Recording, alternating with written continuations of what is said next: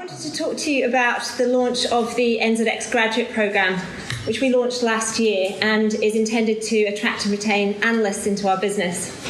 To give you some context on that, NZX employs 180 people in 4 offices, and of those 30 are analysts, and we're hoping to bring 3 people a year through via our graduate programme.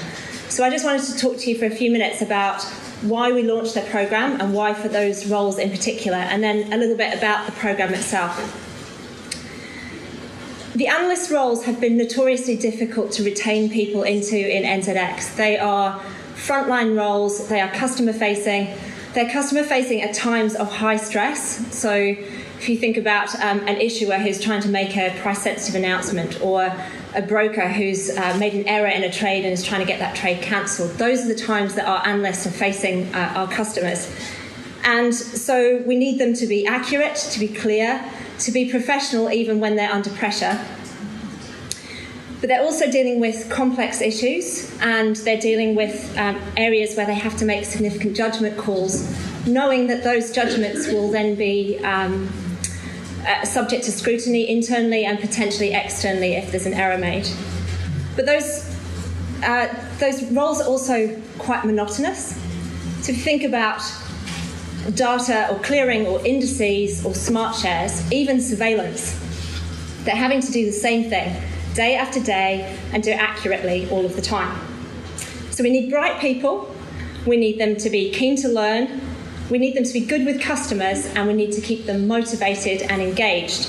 And that's why we developed the graduate programme for NZX. So a bit about the programme. Those of you who have anything to do with accounting or legal graduate programmes will recognise some of the elements here. I'm an accountant, a lot of it's based on my experience. Firstly, there's a training element to the programme. We require every graduate who enters NZX to go through a 3-year programme of external training with Kaplan to achieve the NZX diploma, which is also what we expect those people in our member firms externally to be educated to that standard. We require everyone to join Toastmasters, and we actually have a Toastmasters club based here in NZX, but they can join any Toastmasters club. They have to go through the Competent Communicator Award. And we send them on visits to the Financial Markets Authority, to the Reserve Bank, to issuer companies, and to member firms. But the vast majority of training happens, as you all know, day by day here as they learn from other analysts and they learn from their team leads. And so that's the second part of our programme, and that's a broad base of experience and a range of experiences. So over the 3 years that our graduates are with the programme, they work for 1 year each in 3 different areas. Now, that's great for the graduates, okay, but it was a bit of a hard sell at NZX. It's made us really rethink the way that we attract and retain talent. Because the pushback, the obvious pushback to that is, I go out and I get somebody into the business and I spend the time training them, and they're going to leave my team after a year.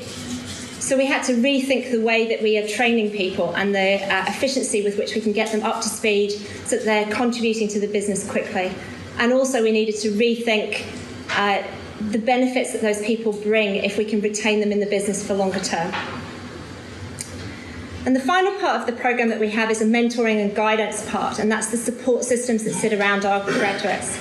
Every graduate has a mentor, and in the longer term, that's going to be someone who's in the 3rd year of the programme.